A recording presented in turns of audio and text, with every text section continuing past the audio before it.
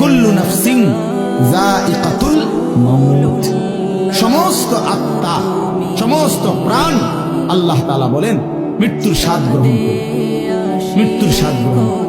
কুল ইন্নাল মাউতাল্লাযী তাফিরুনা মিনহু ফাইন্নাহু মুলাকীকুম, আল্লাহ তাআলা বলেন হে নবী আপনি বলে দেন ও দুনিয়াবাসী, মৃত্যু থেকে তোমরা যেখানেই পলায়ন করো না কেন, মৃত্যু তোমাদের সাথে সেখানে গিয়েই নিজেই মোলাকাত করো, সাক্ষাৎ করো। তুমি ডাকতে হবে না, মৃত্যু নিজেই আসে, মৃত্যু নিজেই আসে।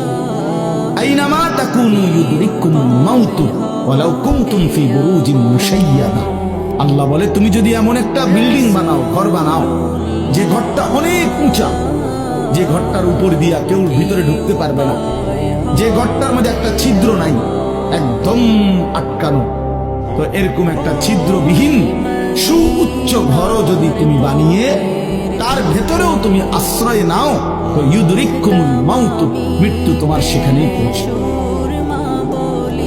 তোমার সেখানেই পৌঁছবে।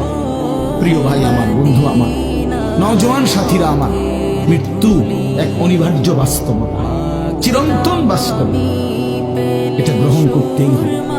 হাসলেও মরতে হবে, কাঁদলেও মরতে হবে, সুখেও মরতে হবে, দুঃখেও মরতে হবে। রাজপ্রাসাদ আর অট্টালিকার মানুষটাও মরে যাবে, জীর্ণ কুটিরে যে লোক থাকে, হ্যাঁ, সেই লোকটাকেও মরতে হবে। জীবনে কোনোদিন দুঃখ দেখে নাই যে সেও মরে যাবে, জীবনে কোনোদিন সুখ দেখে নাই যে সেও মরে যাবে, সব মরে যাবে। এটাই সত্য, এটাই বাস্তব। অতএব মৃত্যু এক অনিবার্য বাস্তবতা, এটা গ্রহণ করতেই হবে। এটা যদি আমরা মনে রাখি, আমাদের জীবন অনেক সুন্দর হবে, অনেক সুন্দর হবে।